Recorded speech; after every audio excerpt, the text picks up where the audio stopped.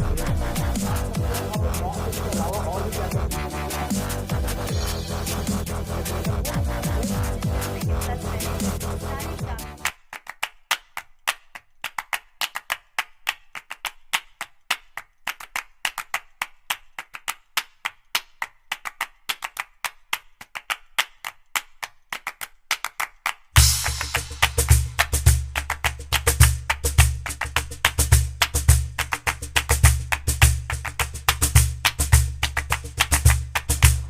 Hello guys, mining ज्ञान में आप सभी का स्वागत है। तो जैसा कि हमारा SCCL का सिलेबस वाइज MCQs का 2020 सीरीज चल रहा है, जिसमें कि हम पर वीडियो जो है तो 20 क्वेश्चंस डिस्कस करेंगे। ठीक है, अब इसमें हमारा जो टॉपिक पहुंच चुका है, आज का जो टॉपिक है ड्यूटीज एंड रिस्पॉन्सिबिलिटीज, इसके MCQs देखेंगे। पार्ट 3 है ये। आज के लेक्चर को स्टार्ट करने के पहले, MCQs का डिस्कशन स्टार्ट करने के पहले मैं आपको पहले ही बता दूं कि आपका जितने भी आज के 20 क्वेश्चंस हैं वो सभी आप इस पॉइंट ऑफ व्यू से अटेंड करिएगा, जो लाइन में हमेशा लिखता हूं, as per the provisions of CMR 2017। ये सभी में लागू होगा, मैंने लिखा नहीं है, बट ये सभी में लागू करने के बाद ही आप क्वेश्चन को अटेंड करिएगा। ठीक है, और भी किसी प्रकार की दिक्कत आती है तो फिर देखा जाएगा। तो चलिए शुरू करते हैं बिना किसी देरी के। नहीं यार सागर, अभी नहीं। Question number 1, whose duty is to pay particular attention to edges of gove for checking supports and presence of gas?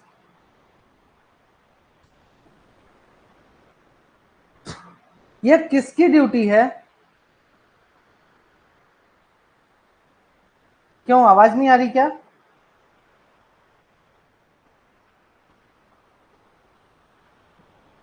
Voice नहीं आ रही है क्या?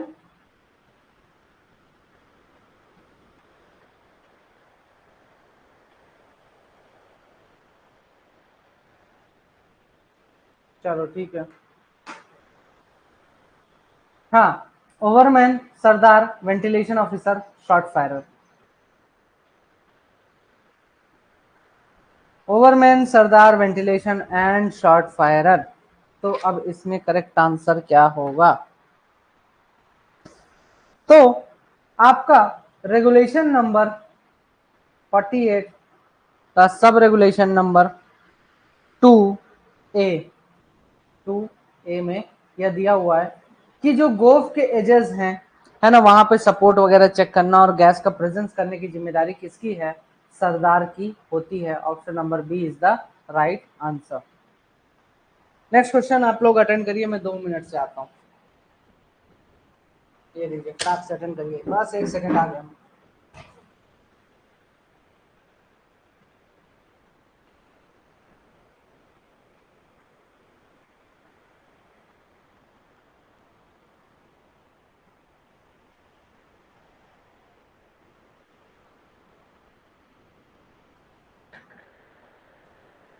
हाँ, तो बताएं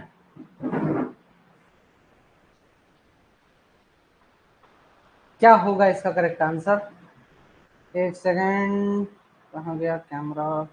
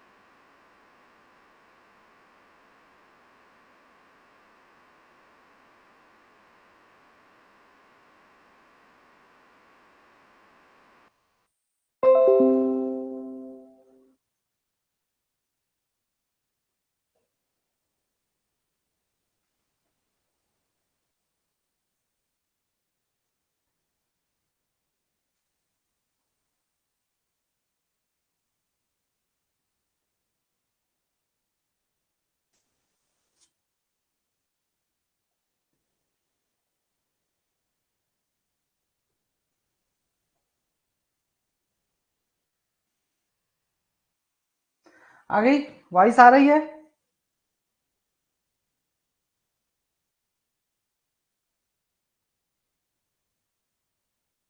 वॉइस आ रही है क्या आप?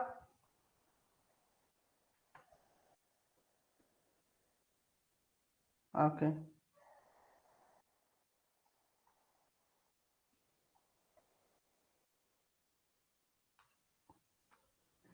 चलिए। अरे वो लाइट चली गई, इसलिए मोबाइल लेने गया था। नेक्स्ट क्वेश्चन है question number 2। Whose duty is to see that no support is withdrawn except by means of safety prop withdrawal। ठीक है, तो ये किसकी ड्यूटी है कि कोई भी सपोर्ट सेफ्टी प्रॉप विड्रॉल के बिना विड्रॉ ना किया जाए, यह देखने की ड्यूटी किसकी है? तो यह देखने की ड्यूटी किसकी है? आपकी माइनिंग सरदार की ड्यूटी होती है। ओवरमैन सेफ्टी ऑफिसर, माइनिंग सरदार, शॉर्ट फायरर। तो इसका करेक्ट आंसर हो जाता है माइनिंग सरदार इज द राइट आंसर। यह ड्यूटी इसकी होती है। नेक्स्ट क्वेश्चन है question number 3। Who shall be held responsible for miss fire? Miss fire के लिए किसे रेस्पॉन्सिबल रखा जाएगा, कब माना जाएगा? ओवरमैन, सरदार, short firer, all of the above. तो इस केस में शॉर्ट फायरर को जो है तो रेस्पॉन्सिबल माना जाएगा। Option number C is the right answer. Next question, question number 4। इसमें बोलता है who shall do this who shall do the periodic examination of shaft, incline and outlets once at least in every 7 days। Shaft, incline और किसी भी outlet का 7 दिन में एक बार पीरियोडिक एग्जामिनेशन किसके द्वारा किया जाएगा? ओवरमैन, सरदार, इंजीनियर, मैनेजर। ओवरमैन, सरदार, मैनेजर या फिर अंडर मैनेजर? क्या होगा इसका करेक्ट आंसर? ये है, अब यहां से चालू होते हैं आपके जो है तो आगे के बाकी के चैप्टर, रिमेनिंग चैप्टर्स के क्वेश्चंस।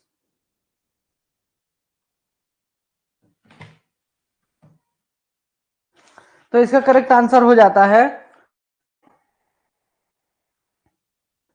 ओवरमैन। आपका रेगुलेशन में दिया है ओवरमैन या फिर कॉम्पिटेंट पर्सन के द्वारा, कॉम्पिटेंट पर्सन के द्वारा। ठीक है, यह किया जाना चाहिए। ठीक, 7 दिन में एक बार, और इसकी रिपोर्ट जो है तो तुरंत ही बाउंड पेज बुक में लिखा जाना चाहिए। ठीक है, और उसमें साइन भी करेगा। ये आपका दिया हुआ है किसमें? रेगुलेशन नंबर 75 में। ठीक है, रेगुलेशन नंबर 75 पीरियोडिक एग्जामिनेशन वाले में आपका दिया हुआ है, तो इसमें ध्यान रखिएगा। Next question, question number 5। Who shall do the periodic examination of mechanized outlet once at least in every 7 days?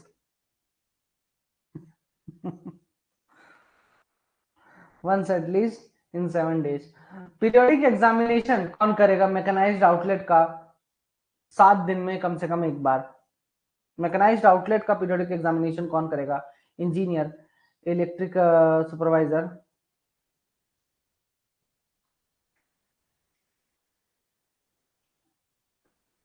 Electrical supervisor, competent person, all of the above. पढ़ने से पकड़ में आएगा। Electric engineer, electrical supervisor, competent person, all of the above.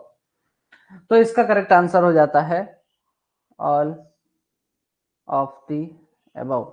यही होगा, all of the above. Option number D is the right answer. ये भी दिया हुआ है आपका रेगुलेशन नंबर 75 में। ठीक है, ये दिया हुआ है। तो मैकेनाइज्ड आउटलेट का बारे में हो गया। ठीक है, चलिए आगे हो गया। आगे देखते हैं question number 6। Who will authorise the competent person for periodic examination of mechanised outlet? अब ठीक है, मैंने कहा कॉम्पिटेंट पर्सन, यहाँ पे कॉम्पिटेंट पर्सन को भी हमने इंक्लूड किया कि मैकेनाइज्ड आउटलेट का जो है तो कॉम्पिटेंट पर्सन क्या करेगा? पीरियोडिक एग्जामिनेशन करेगा। लेकिन कॉम्पिटेंट पर्सन को ऑथराइजेशन आखिरकार कौन देगा? किसी भी कॉम्पिटेंट पर्सन को ऑथराइजेशन कौन देगा पीरियोडिक एग्जामिनेशन करने के लिए मैकेनाइज्ड आउटलेट का? Manager, engineer, electrical supervisor, owner, कौन देगा? तो इसका करेक्ट आंसर हो जाता है ऑप्शन नंबर, कौन देगा?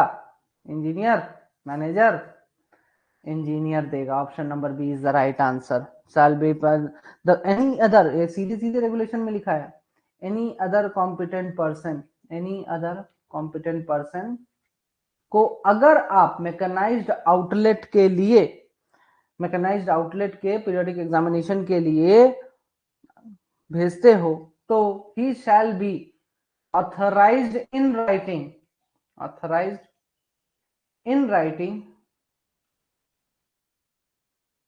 बाय इंजीनियर, इंजीनियर के द्वारा। ठीक है, तो ये ध्यान में रखना। ठीक है, फिर उसकी एक रिपोर्ट तैयार होगी, एक रिपोर्ट तैयार होगी इस एग्जामिनेशन की। उस रिपोर्ट पे किसके किसके सिग्नेचर की जरूरत पड़ेगी जरा बताएंगे। उस रिपोर्ट पे हमें इंजीनियर की सिग्नेचर की जरूरत पड़ेगी एंड मैनेजर के द्वारा जो है तो काउंटर साइन किया जाएगा। तो इस बात का भी ध्यान रखिए, मैनेजर के द्वारा उस पर काउंटर साइन होगा। ठीक है, यहाँ पे एक और वर्ड है फोरमैन, आपका फोरमैन, ये भी क्या कर सकता है, फोरमैन वर्ड का यूज किया है, तो फोरमैन भी क्या कर सकता है, आपका मैकेनाइज्ड आउटलेट का एग्जामिनेशन कर सकता है। ठीक है, नेक्स्ट क्वेश्चन है question number 7। Who shall do the testing of automatic contrivance and every brake of man winding. Man winding, man winding का जो भी मैन वाइंडिंग में जो भी आपने ऑटोमेटिक कॉन्ट्रवेंस लगाए हैं या फिर आपने जो भी ब्रेक लगाए हुए हैं उसमें, उसका टेस्टिंग किसके द्वारा किया जाएगा, किसके द्वारा किया जाएगा टेस्टिंग। तो उसका टेस्टिंग किसके द्वारा किया जाएगा, ओनर, सॉरी मैनेजर, ओवरमैन, सरदार, इंजीनियर। तो इसकी टेस्टिंग किसके द्वारा होती है, इंजीनियर के द्वारा होती है।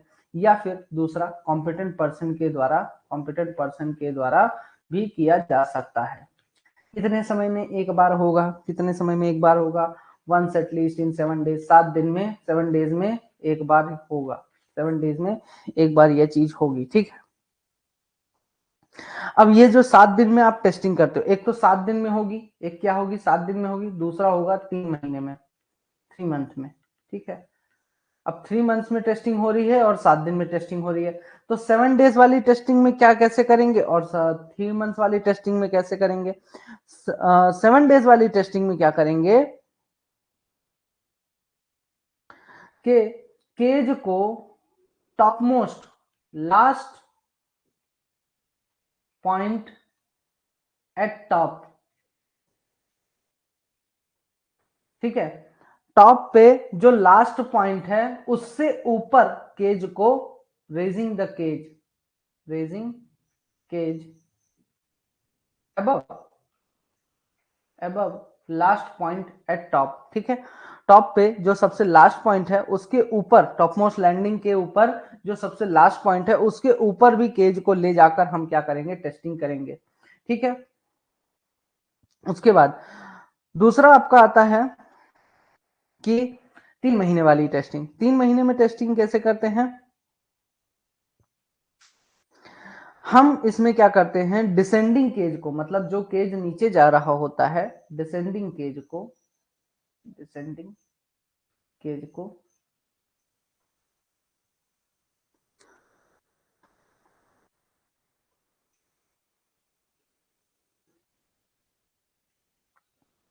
फुल स्पीड के साथ नीचे भेजा जाता है, फुल स्पीड के साथ नीचे भेजते हैं, नीचे भेजते हैं। ठीक है, फुल स्पीड के साथ नीचे भेजते हैं। इससे क्या होगा कि अगर ऑटोमेटिक कॉन्ट्रवेंस आपका सही तरीके से काम कर रहा होगा, ठीक है, दोनों ही केसेस में देखो क्या हो रहा है, अगर ऑटोमेटिक कॉन्ट्रवेंसेस अगर आपके सही तरीके से काम कर रहे होंगे तो वो उसकी स्पीड को कंट्रोल कर लेंगे, पहले नीचे 3 मंथ वाले केस में। और 7 डेज वाले केस में क्या करेंगे, जब केज को आप एक पॉइंट से ऊपर ले जाते हो तो उसके ऊपर ले जाने की कोशिश करते हो तो उसके ऊपर ले जाने से रोकेगा या कि फिर उसको वहां पर केज को बचा लेगा। तो कुछ इस तरीके से ये जो है तो हम टेस्टिंग वगैरह कर सकते हैं। ठीक है, ये सब चीजें ध्यान में रखिए। आपका क्वेश्चन नंबर 8 है, whose duty is to not allow any person to enter the cage until the indicator shows that automatic contrivance has been fully engage. अब यह किसकी ड्यूटी है कि केज में किसी भी व्यक्ति को नहीं घुसने देगा जब तक कि उसे इंडिकेटर पर यह न दिखाई दे जाए ऑटोमेटिक कंट्रोलेंस जो है तो पूरी तरह से एंगेज हो चुके हैं, पूरी तरह से जो है तो लागू हो चुके हैं, लग चुके हैं। Competent person, banksman, on setter, in setter. तो यहां पे करेक्ट आंसर हो जाता है banksman. Option number B is right answer. ये आपका दिया हुआ है regulation number 81 sub regulation N E, ठीक है, इसमें दिया हुआ है। तो जब वहां पर जाके ये लाइन अंडरलाइन कर सकते हैं वहां पे, ठीक है। चलिए आगे देखते हैं next question. Question number 9, who shall examine the signaling appliances of winding in sinking shafts once at least in every 24 hours? ठीक है, हर 24 घंटे में एक बार शाफ्ट सिंकिंग के केस में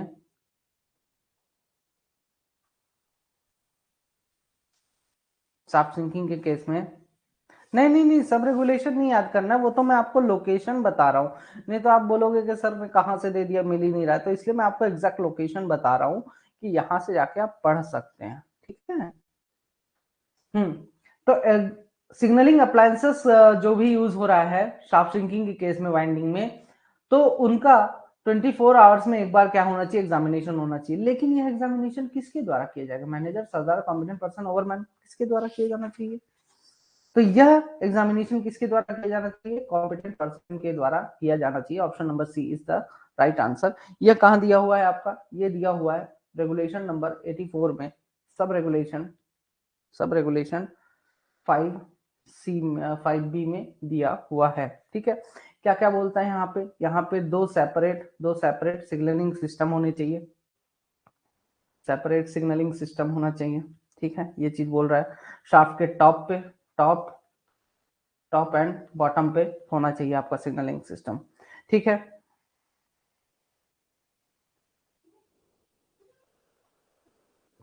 अब ये जो टॉप पे होता है, टॉप पे जो सिग्नलिंग सिस्टम होता है, उससे आप किसको सिग्नल्स ट्रांसमिट करोगे? उसमें आप जो है तो किसको सिग्नल्स ट्रांसमिट करोगे?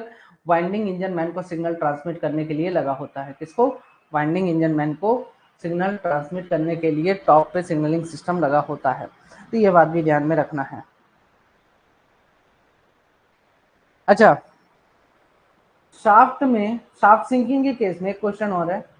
शाफ्ट सिंकिंग के केस में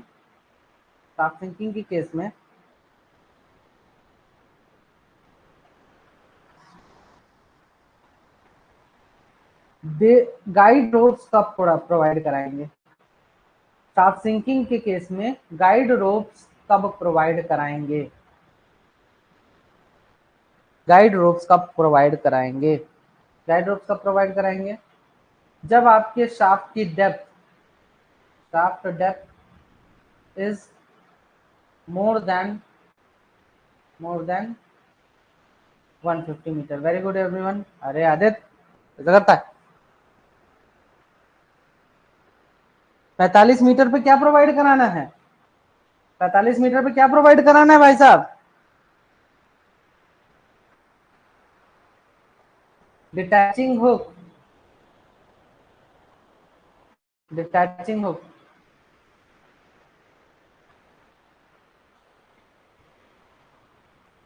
ठीक है। 45 मीटर पे डिटैचिंग हुक प्रोवाइड कराना है, 200 मीटर पे गाइड रोप्स प्रोवाइड कराने हैं, ठीक है। और आपका अगर 150 मीटर की कम गहराई वाले में अगर आप गाइड रोप्स लगाना चाहते हैं तो किससे परमिशन लेनी पड़ेगी? रीजनल इंस्पेक्टर से परमिशन लेनी पड़ेगी, ठीक है।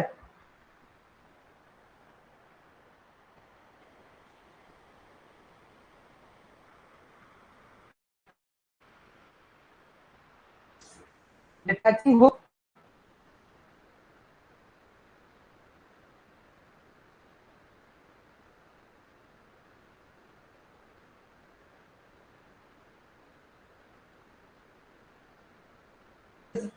Eight top landing. जब केज आपका टॉप लैंडिंग होता है, लैंडिंग पे होता है, तो उस केस में टॉप लैंडिंग पे जब आपका केज होगा तो उस केस में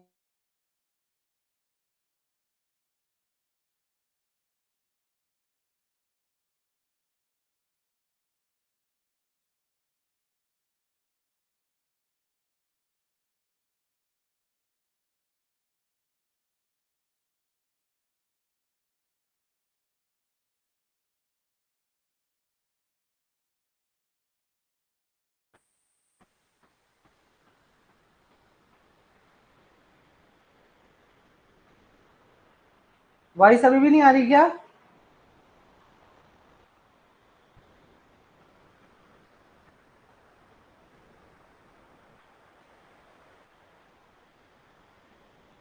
अभी क्लियर है?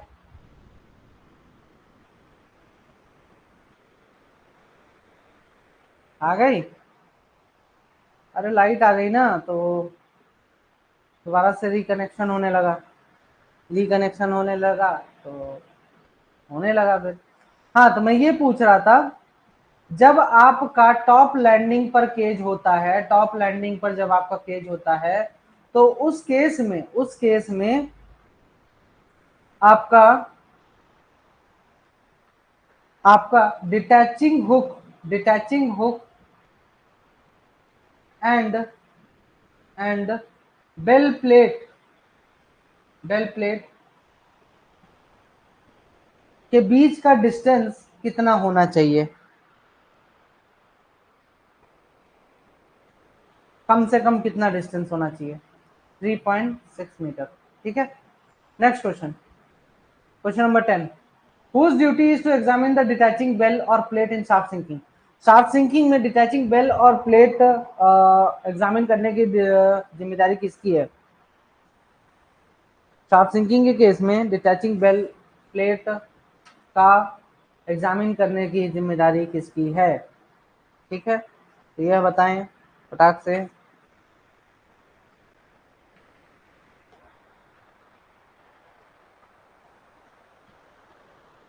मैनेजर, ओवरमैन, इंजीनियर, सरदार। तो इसका करेक्ट आंसर हो जाता है आपका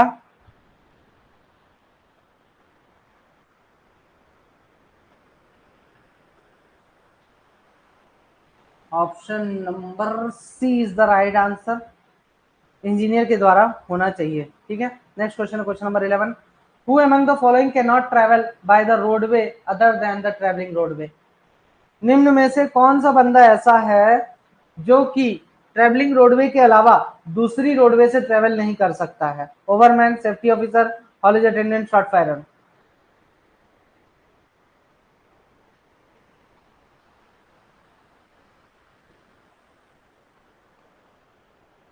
तो इसका करेक्ट आंसर हो जाता है option number D is the right answer. तो इसको भी ध्यान में रखें। इसमें सीधे सीधे क्या बोलता है कि हॉलेज अटेंडेंट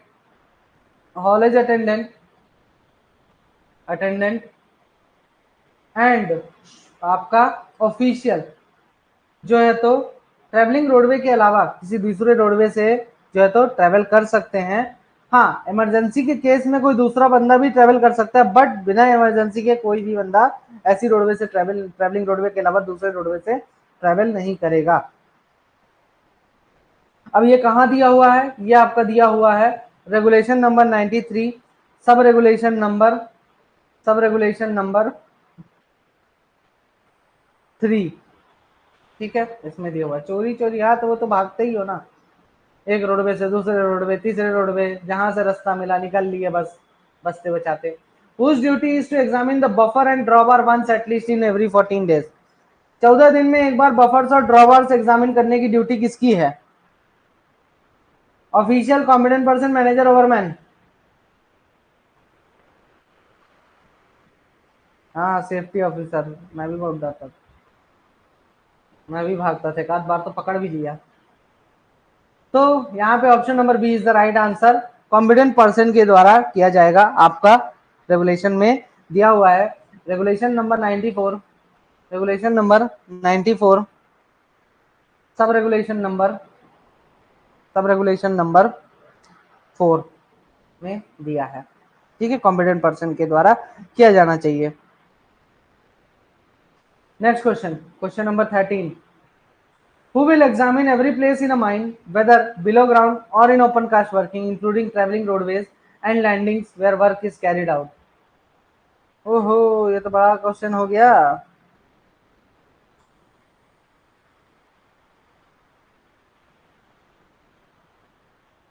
ओवरमैन, सरदार, मैनेजर, अंडर मैनेजर. अब बोल रहा है कि रेगुलेशन नंबर, एक सेकंड, कौन सा था?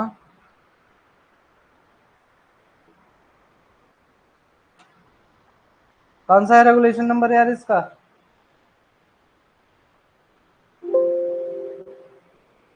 वन 129.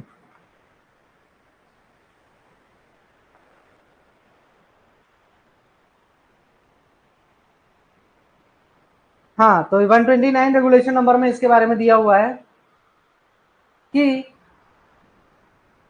हर एक जगह माइंस में, चाहे बिलो ग्राउंड हो चाहे ओपन कास्ट वर्किंग हो, इवन की ट्रेवलिंग रोडवेज और जो लैंडिंग्स है जहां पे काम चल रहा है, तो वहां पर आपका एग्जामिनेशन कौन करेगा? ओवरमैन, सरदार, अंडर मैनेजर या फिर मैनेजर? तो इसका करेक्ट आंसर हो जाता है option number B is the right answer. Next question, question number 14. Who shall examine the roadways and other places in the district where persons are engage once at least in every 4 hours during which the shift continues? अब बोल रहा है कि जब आपकी shift चल रही है, क्या हो रहा है? जब आपकी शिफ्ट कंटिन्यू हो रही है, लगातार शिफ्ट चल रही है, तो शिफ्ट के बीच में हर 4 घंटे में डिस्ट्रिक्ट के रोडवेज और अदर प्लेसेस को कौन एग्जामिन करेगा? कौन एग्जामिन करेगा? ओवरमैन, मैनेजर, सरदार, शॉर्ट फायरर? तो इसका करेक्ट आंसर हो जाता है सरदार के द्वारा एग्जामिन किया जाएगा. ठीक है, तो option number C is the right answer. Next question, question number 15. In case of open cast working, who shall pay attention to overhangs, undercuts, presence of loose stone within 3 meter of edges? Sardar, ओवरमैन, manager, under manager? इसका correct answer क्या होगा?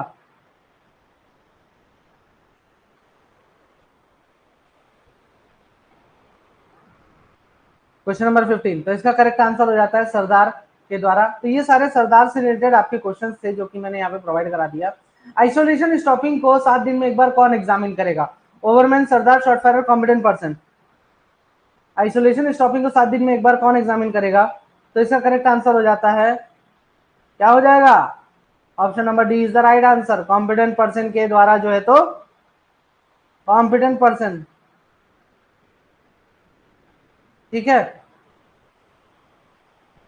Competent person isolation stopping.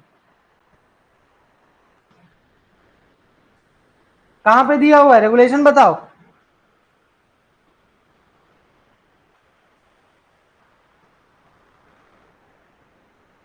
Isolation stopping के बारे में कहां दिया हुआ है बाबू? सबका एक एक मार्क्स जा रहा है. अरे कहाँ दिया है यार? वो देख रहा हूँ, वही तो देख रहा हूँ, कहाँ से डाला था? रेगुलेशन नंबर नहीं लिखा ना. एक तो ये हो गया.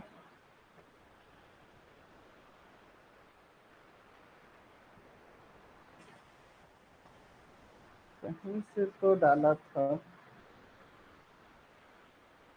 नहीं, है तो डी ही. है तो D he.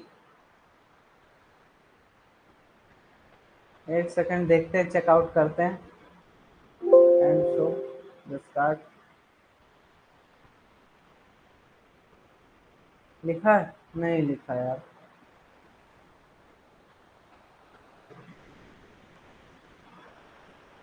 Who shall examine the isolation stopping once at least in every 7 days?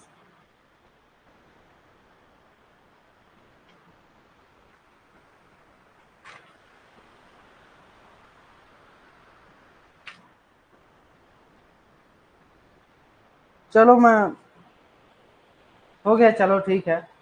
जो भी होगा मैं अगले लेक्चर में बता दूंगा. ये दिया हुआ है regulation 142. Regulation 142 sub regulation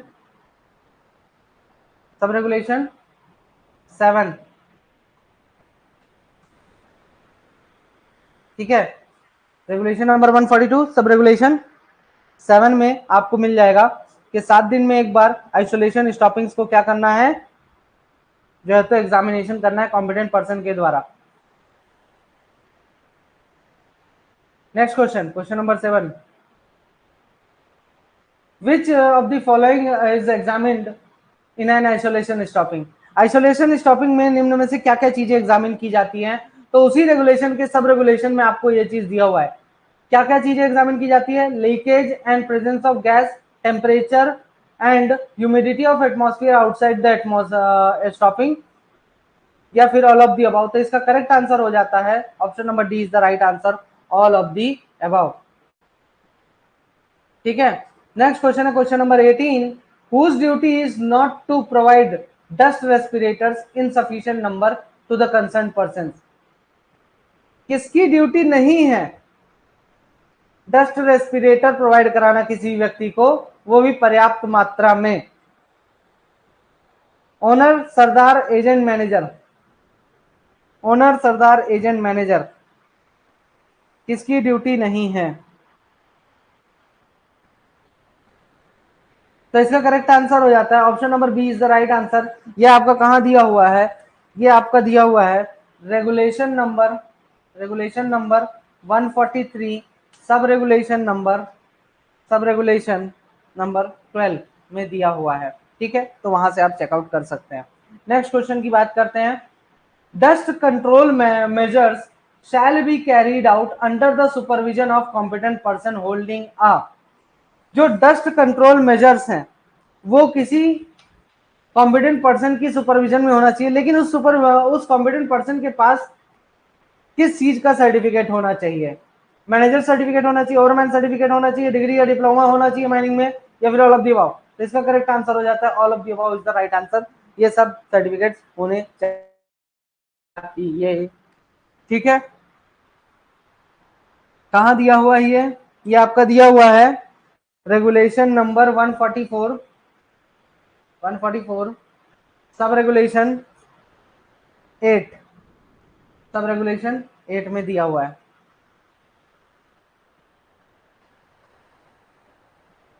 next question, question number 20, dust sampling operation shall be carried out by a competent person known as. Dust sampling operation जो है वो किसी कॉम्पिटेंट पर्सन के द्वारा किया जाना चाहिए। उस कॉम्पिटेंट पर्सन का क्या नाम है, dust in-charge, sampling in-charge, overman, सरदार।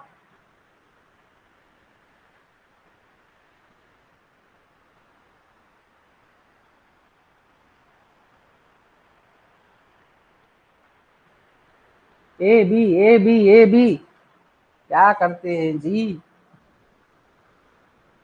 तो खोलिए regulation number 145 sub regulation number 16, क्या दिया है उसमें, सैंपलिंग इंचार्ज, ठीक है। तो option number B is the right answer.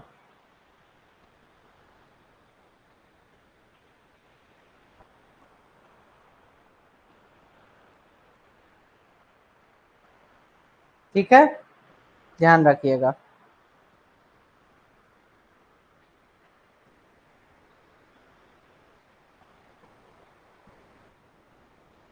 Dust in charge बिल्कुल कंट्रोल करने का काम करता है, सैंपलिंग इंचार्ज सैंपल्स कलेक्ट करने का काम करेगा।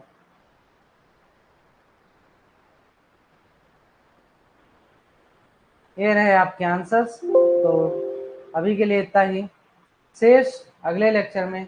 वीडियो पसंद आया हो तो लाइक, शेयर और सब्सक्राइब करना बिल्कुल भी मत भूलना। एंड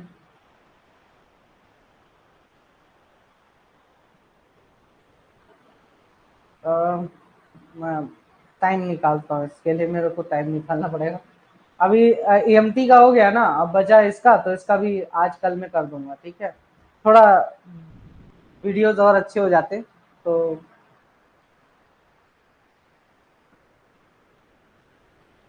सब्सक्राइब मुझे मोटिवेट करके।